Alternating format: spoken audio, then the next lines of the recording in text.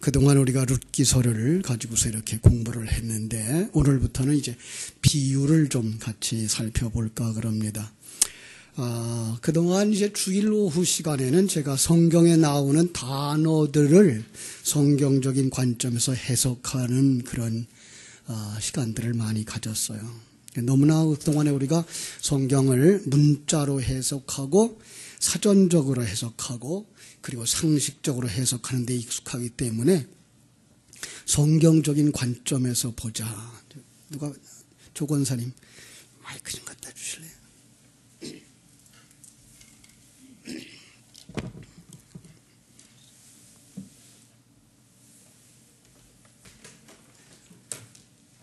무선 마이크가 고장이 났어요. 그래서 지금 사용을 못하고 있네요.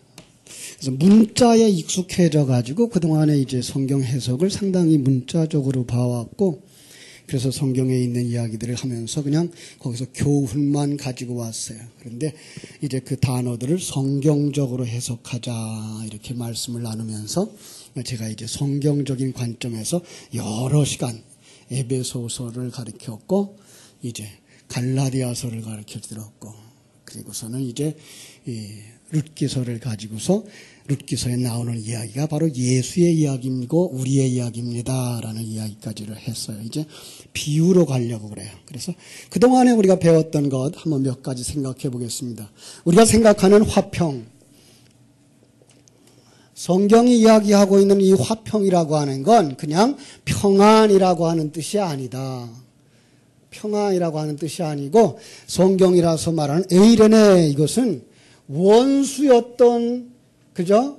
원수지간에 중보자의 사역으로 말미암아서 둘이서 얼싸안고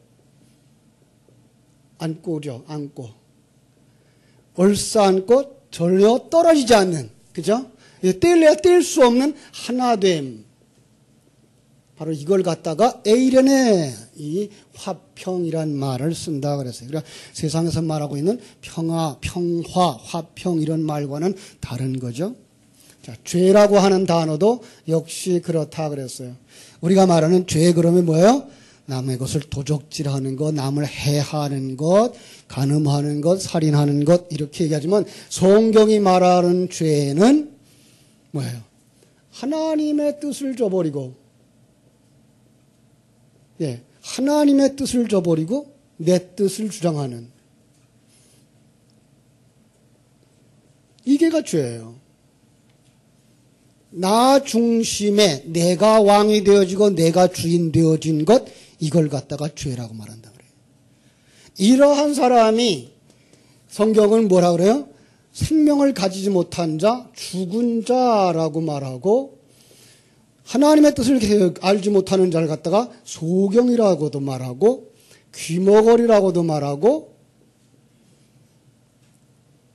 그 다음에 뭐라 그래요? 안준뱅이라고도 말한단 말이에요. 죽었다 안준뱅이라. 이런 것들이, 그러니까 그 안준뱅이라고 하는 말을 할 때에 우리는 그냥 성경에 나오는 안준뱅이는 다리가 불편해서 주저앉아서 걸어다니는, 기어다니는 그런 사람이다가 아니라 하나님의 생명이 없어서, 그죠? 하나님의 뜻을 깨달아 알지 못하고 하나님의 뜻을 행하지 못하는 자, 이게가 안준뱅이고요. 소경이라고 하는 말을 할 때에도 그것은 그냥 저기 소경들 하얀 지팡이 짚고 길 찾아가는 그런 소경이 아니라 하나님의 세계를 보지 못하는 자들을, 이 세상 건 잘 판단하고 이 세상 건 길도 잘 찾아가고 일도 잘하지만 그를 갖다가 소경이라고 말한다라는 거예요. 이게 바로 죄라고 하는 속에 들어가 있는 상징적인 해석들이 바로 이런 단어들이다라고 하는 얘기를 해드렸어요. 그죠? 그리고 나서 보면 이제 구원이라고 하는 것도 바로 그런 부분들이죠. 우리는 구원 그러면 일반적으로 죄에서 건져냄, 우리 죄를 대속하시고 거기서 건져내서 하늘나라 데려가는 것, 이 정도만 생각했는데 이제 우리는 구원이라고 하는 것이 하나님의 큰 계획 속에 있는, 그죠? 하나님의 큰 계획 속에 있는 인간의 타락, 그리고 거기서 하나님의 은혜를 입은 자들이 자기가 사는 곳이 어떤 곳을 깨달아 알고 아버지 집으로 돌아가야 되는데 그 아버지 집이 어딘지를 알고 어떻게 아버지 집에 돌아가는가를 진리와 성령의 말씀에 의해 깨달아줘서 그 옛사람을 벗어버리고 새사람으로 완성되어져 하나님의 아들이 되었을 때, 그리스도의 신부가 되었을 때 그걸 갖다가 구원 이렇게 말하는 거예요. 그래서 우리가 성경 속에 나오는 많은 단어들 살펴봤는데 하나만 더 하죠. 사단. 우리는 사단을 어떻게 본다? 하나님의 도구. 그죠? 그냥 우리를 만드시는 하나님의 도구. 우리가 그냥 오해하는 것처럼 그 예수님도 어쩔 줄 모르는 꼼짝할 수 없는 그런 사단이 아니고 하나님도 어쩌면 질 수밖에 없는 그런 조건, 그 상황이 아닌 우리를 하나님의 사람 만들기에 꼭 필요해서 쓰시는 하나님의 도구. 예. 하나님이 꼼짝 마라 그러면 꼼짝 못하고 하나님이 일해라 그러면 일하는 하나님의 도구. 예. 그것이 어떤 거예요? 이걸 조장하고 있는 거예요. 그래서 이 죄 배후에 사단이 있는 것이고 이 사단의 사상이 곧 죄고 죄의 사상이 곧 사단의 속성인 것을 우리가 알 수 있습니다. 자, 그래서 우리가 성경 속에 들어가려면 우리가 우선은 이제 비유를 또 해석하기 위해서 우리가 또 깨달아야 할 몇 가지가 있습니다. 그게 뭔가 하면 첫째로 성경은 한 권이다라는 거예요. 자, 성경은 몇 권이요? 예, 성경은 한 권. 66권으로 나눠지고 70권으로 나눠졌다라고 말하지만 어쨌든 그 내용 다를 통해서 이 하나의 내용을 이용하고 있는 거예요. 무슨 내용이에요? 복음. 그죠? 물론 더 이제 다른 말로 말하면 예수의 이야기, 구원의 이야기라고 말하지만 이 속에는 죄도 있고 하나님도 있고 이렇게 다 설명되어서 그걸 갖다가 복음이라고 말하는 거죠. 그래서 성경은 복음이다. 창세기도 복음서고, 예, 지금 우리가 펼쳐진 마태복음도 복음서고, 요한계시록도 복음서다. 누구에게 연결되어진 거예요? 나와 연결되어진, 그렇죠? 성경은 나와 관계되어진 책이다. 나의 생명책이다. 나의 생명. 나를 구원받게 하시는 하나님의 그 일을 기록하고 있는 책이다라는 것 꼭 기억하셔야 돼요. 그죠? 자, 그래서 그렇게 보려면 성경은 오류가 있다 없다? 오류가 없어요. 야, 이 말 참 하기 어려운 말이죠. 성경에 오류가 없다 그러는데 성경에 글자 그대로 해석하면 오류가 있다. 아주 쉬운 얘기 해죠. 뱀이 흙을 먹을 것이요. 그래서 저주를 받아서. 근데 뱀은 흙을 먹는다, 안 먹는다? 뱀은 흙을 안 먹어요. 그럼 성경이 틀렸잖아요. 그죠? 아니에요. 틀리지 않게 해석을 하려고 그러면 이 오류가 없다라는 논제를, 그 전제를 그 대답으로 채우려면 뭐 해야 돼요? 이것은 문자 해석이 아니라 그 속에 있는 진리를 가지고 해석해야 된다. 그래서 아까 금방 얘기한 것처럼 흙이 어떤 게 흙이에요? 타락한 인간. 너는 흙이니 흙으로 돌아갈지니라. 그래서 타락하자마자 그는 뭘로 돌아가요? 흙이 되어진 거죠. 그 흙을 누구한테 줬어요? 사단에게 줬어요. 사단은 너는 평생을 흙을 먹을지니라. 예. 그래서 사단이 이 타락한 인간을 다 먹어버려서 타락한 인간은 다 사단 속에 들어가 있는 거, 사단의 속성을 가지고 살아가는 사단적 존재, 그걸 갖다가 마귀의 자녀, 사단의 종, 이렇게 얘기를 하는 거죠. 바로 이런 부분이에요. 그래서 우리가 이렇게 성경은 한 권이다. 그 다음에 나의 생명에 관한 책이다. 성경은 오류가 없는데 그건 진리를 가지고 해석해야 되는 책이다. 그래야만 오류가 없는 책이다. 이렇게 살펴보았습니다. 자, 그래서 이제 비유를 설명하기 위해서 전제 조건으로 깔고 들어가는 거예요. 자, 오늘 본문의 말씀은 어떤 비유입니까? 씨 뿌리는 비유예요. 그죠? 씨 뿌리는 비유. 오늘 제 성경책은 타이틀을 뭐라고 걸어놨는가 하면은 4가지 땅에 떨어진 씨의 비유.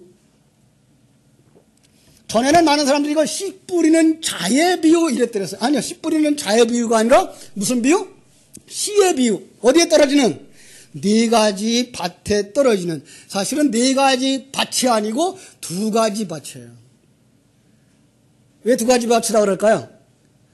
하나는 열매를 맺는 밭, 하나는 열매를 맺지 못하는 밭.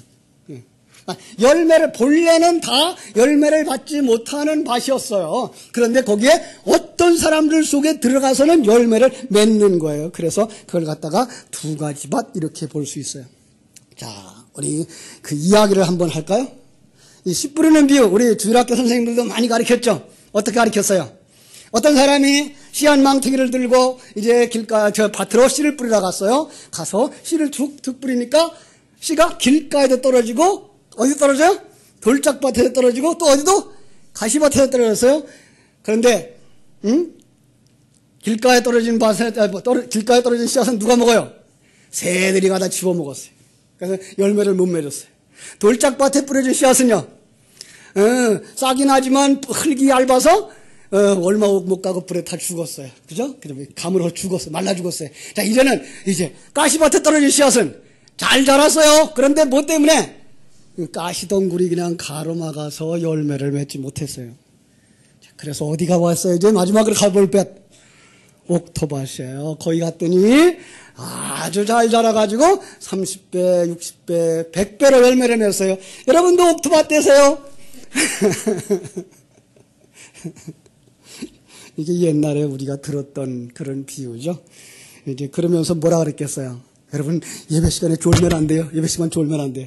졸면 누가 집어먹어요? 마귀가 집어먹어요.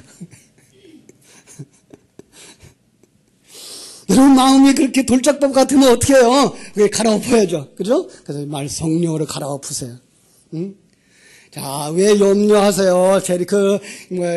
가시밭 떨기밭은 염려라고 그랬는데 염려하지 마세요. 왜 재물의 유혹에 빠져요? 세상 근심 걱정 다 버리고 하나님만 바라보세요. 그리고 여러분은 밭이 옥토밭이 되어지면 열매를 맺을 수 있을 거예요. 이렇게 얘기를 했어요. 그죠? 자, 그런데요, 지금 그 밭의 상태가 어떻다고요? 밭의 상태가 길가처럼 여러분, 길이 단단할까요? 길가가 단단할까요? 그런데 씨가 길에 떨어져야 된대요. 근데 길가에 떨어지면 새가 집어먹는데요. 나중에 얘기합시다. 자, 돌짝밭이 있어요. 돌짝밭이 있어요. 이런 얘기를 한번, 이런 생각을 해볼게요. 자, 농부가, 농사 짓는 분들 잘 생각해 보세요. 씨앗을 뿌리려고 봄에 딱 밭에 나갔더니, 이게 밭이 그냥 어떻게 된 게 잡초가 가득한 거야. 그래서, 이거 안 되겠다.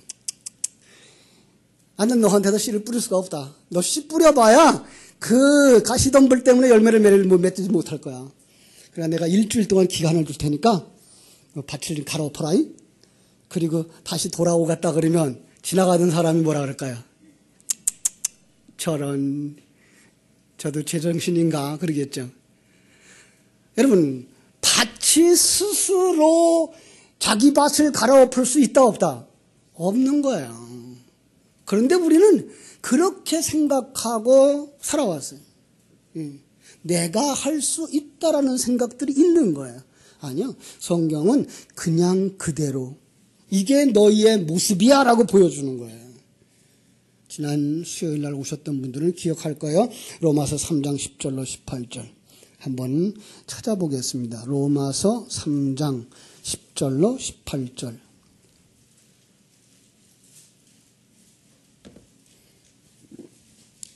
로마서 3장 10절로 18절 찾으셨어요?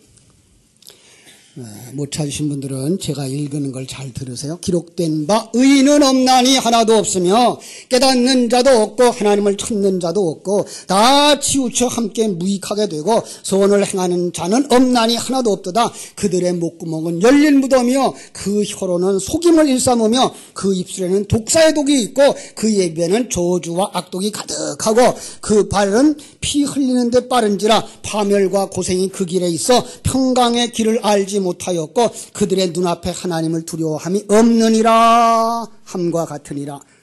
이 모습이 씨를 열매 맺지 못하는 모습이에요. 이 모습이 길가밭이고요.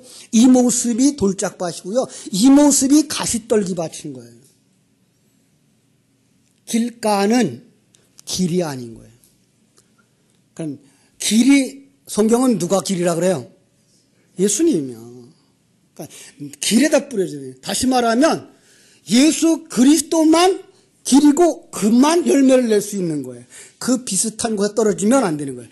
복음을, 성경을 예수 그리스도로 풀어내야지 예수 그리스도 비슷한 걸로 풀어내면 안 되는 거예요. 거기에 돌짝밭이 있어요. 돌짝밭. 돌이 뭐가 돌일 것 같아요? 돌. 자, 성경 속에 돌이 뭘까요? 응? 여러분, 신약 성경에 이렇게 되어져 있어요. 로마서 5장 10절에 보면 이렇게 말해요. 제가 3장을 볼게요. 로마서 3장 23절에 보면 모든 사람이 죄를 범하였음에 하나님의 영광에 이르지 못하는 거예요. 요거가 열매를 맺지 못하는 거예요. 그죠? 자, 요거가 돌짝밭이에요. 요게 길가밭이에요. 요게 가시떨기밭이에요. 그런데 예수 그리스도 안에 있는 구속으로 말미암아 하나님의 은혜로 값없이 의롭다함을 얻은 자 되었느니라. 요게가 열매 맺는 거예요. 여러분, 성경은 우리가 하나님과 원수 되어졌고 우리가 길로 가지 아니하고 우리가 열매 맺지 아니한다는 거예요. 열매 맺기를 거절한다는 거예요. 가시떨기만 생산해내는 자라는 거예요. 이게가 하나님께서 우리에게 보여주신 성경이에요. 그래서 타락한 땅에서 뭐가 났을까요? 가시떨기와 엉겅퀴가 나는 거예요. 타락한 밭에서 나는 게 가시떨기, 엉겅퀴예요. 그러니까 그들은 그것이 뭐예요? 세상살이에요. 세상살이. 세상살이 염려 때문에 열매를 맺지 못하는 거예요. 그럼 돌짝이라는 말은 무슨 뜻일까요? 돌이 뭐예요? 예수 그리스도예요. 그를 거치는 돌과 반석이라고 이렇게 얘기를 했어요. 그래서 우리 한번 찾아볼게요. 이사야서 7장으로 갈게요. 이사야서 7장. 이사야서 7장. 8장으로 갈게요. 7장은 너무 길어서. 8장 14절 15절. 자, 거기에 그가 거룩한 피할 곳이 되시리라. 그러나 이스라엘 두 집에는 거치는 돌, 걸리는 반석이 되실 것이며 예루살렘 거미에게는 함정, 올무가 되시리니 많은 사람들이 그로 인하여 거칠 것이며 넘어질 것이며 부러질 것이며 걸릴 것이며 잡힐 것이래요. 이사야서 8장 14절 15절이에요. 자, 하나님이 그들이 피할 곳을 만들어 놓았는데 그 피할 곳에다가 뭐라 그래요? 피할 곳에 거치는 돌과 걸리는 반석이 있대요. 그분이래요, 그분. 그가 거룩한 곳에 피할 곳이 되시고, 그죠? 그가 거룩한 피할 곳이 되고, 그러나 그게 거치는 돌과 반석이 된대요. 그래서 예루살렘 거민에게는 함정이 되고 올무가 된대요. 그래서 여기서는 우리가 그걸 잘 몰라요. 그 말을 조금 더 베드로전서에서 해석을 해줘요. 베드로전서 2장 6절로 8절. 제가 개역 성경을 읽어드릴게요. 왜냐하면 개역 개정판이 이걸 다른 말로 바꿔놨어요. 그래서 제가 개역 성경을 찾아서 읽어드릴게요. 2장 6절로 8절. 경에 기록되었을 때 보라 내가 택한 보배롭고 요긴한 모퉁이 돌을 시온에 두노니. 이 모퉁이 돌이 누구예요? 예수 그리스도죠. 그죠? 저를 믿는 자는 부끄러움을 당하지 아니하리라 하였으니 그러므로 너희 믿는 너희에게는 보배이나 믿지 아니하는 자들에게는 건축자의 버린 그 돌이 모퉁이의 머릿돌이 되고 또한 부딪히는 돌과 거치는 반석이 되었다 하리라. 여기 똑같이 나왔어요. 그죠? 그러니까 이것이 이사야서 8장에 나왔던 거치는 돌, 걸리는 반석이라는 말이 여기서 이렇게 쓰여진 거예요. 부딪히는 돌과 거치는 반석. 왜 그랬을까요? 왜 예수님을 딱 던져줬어요. 구원자 예수 그리스도로 가르쳐줬어요. 왜 거치는 돌이 됐을까요? 예수가 그냥 예수라는 사람이 아니고 예수 안에 담아준 진리예요. 주님이 나를 따라오려거든 자기 십자가를 지고 자기를 부인하고 나를 쫓을 것이니라. 그러니까 이게 싫어서 자기 십자가를 지고 죽는 게 거치는 돌이 되고 반석이 돼서 싫어하는 거예요.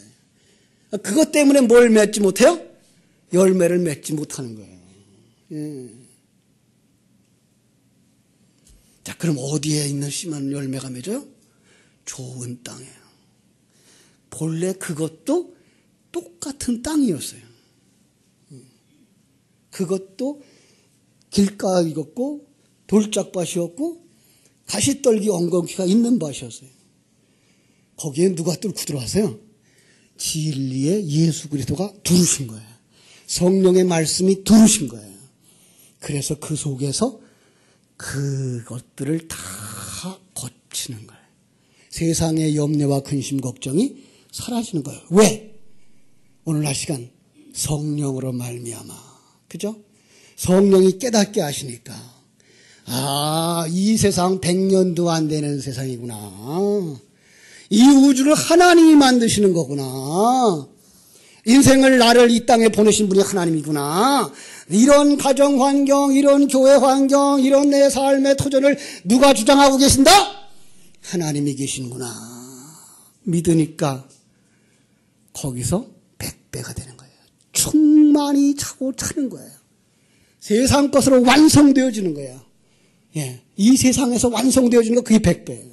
60배는요. 창세기 엿새 동안에 하나님이 창조했던 그 창조가 완성되어지는 거예요.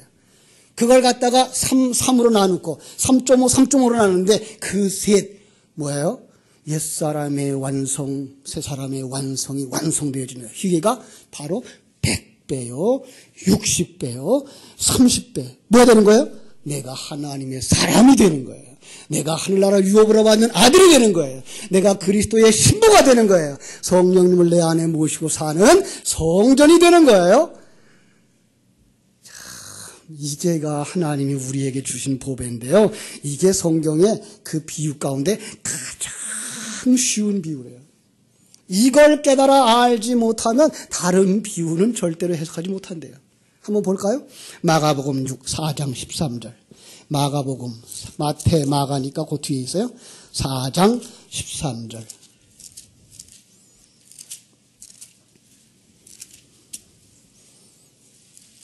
찾으셨나요?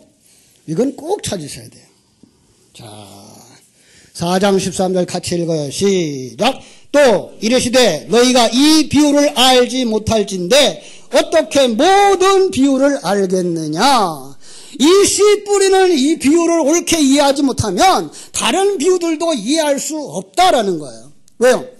이 비유가 성도들의 구원받는 그 이야기를 가장 진솔하게 다 담고 있는 것이기 때문에 이걸 이해하지 못하면 다른 이야기도, 다른 성경의 비유도 윤리, 도덕으로 교훈하고 마는 거예요. 다른 성경도 엉뚱하게 윤리적이고 교훈적인 것으로, 그래서 그렇게 해서 뭐예요? 착한 사람 되자, 바른 사람 되자 이리로 간다는 거예요. 하나님의 백성이 아니라는 거예요. 그렇죠? 여러분, 우리는 어떤 사람입니까? 자, 그런데요, 요 이야기들을 언제 했나 아십니까? 마태복음으로 갈 것 없이 바로 마가복음 3장에서 보세요. 3장 31절에서 35절에 보면 그때 예수의 어머니와 동생들이 와서 밖에서 사람들을 보내서 예수를 불러요. 그랬더니 33절, 시간이 없어요. 누가 내 어머니이면 너의 동생들이냐 하시고, 그리고 비유를 가르쳐 주신 거예요. 그러니까 지금 이 씨 뿌리는 비유에 30배, 60배, 100배를 열매 맺는 그가 내 어머니요, 그가 내 형제다라고 말씀하시는 거예요. 그가 구원받은 자라는 거예요. 그가 하늘나라의 백성이라는 거예요. 그가 천국에 갈 사람이라는 거예요. 비유를 이렇게 보셔야만 되는 거예요. 그러니까 여기에 나오는 비유뿐만 아니라 성경 속에 나오는 모든 비유는 복음을 설명하고 있는 내용인 거예요. 그런데 그 복음을 설명하는데 지금 본 것처럼 그 가시덩굴 엉겅퀴는 창세기부터 나오는데 계속해서 그 똑같은 것들을 설명해 주고 있고요.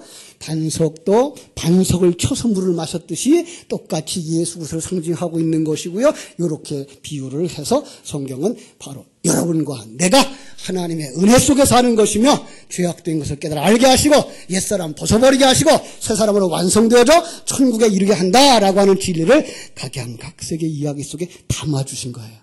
그걸 깨달아 아는 자들, 그것을 생명으로 삼고 주어진 삶의 현장 속에서 승리하며 살아가게 되시기를 주님의 이름으로 축원합니다. 기도하겠습니다. 하나님, 크신 사랑과 은혜를 감사합니다. 웬일입니까? 웬 은혜입니까? 이 귀한 진리가 저희들 눈에 보여지고 저희들 귀에 들려지고 이제 이것이 생명이 되어져서 우리가 이 생명을 가지고 어떠한 환경 속에서든지 기뻐하며 찬송하며 살 수 있는 사람들이 되게 하셨으니 아버지 하나님 홀로 영광을 받아 주시옵소서. 그리고 저희들에게 더 큰 은혜를 성령의 충만함을 주셔서 성령을 따라가며 사는 사람들, 성령으로 완성되어진 사람들이 다 되게 하여 주시옵소서. 예수님의 이름으로 기도하옵나이다. 아멘.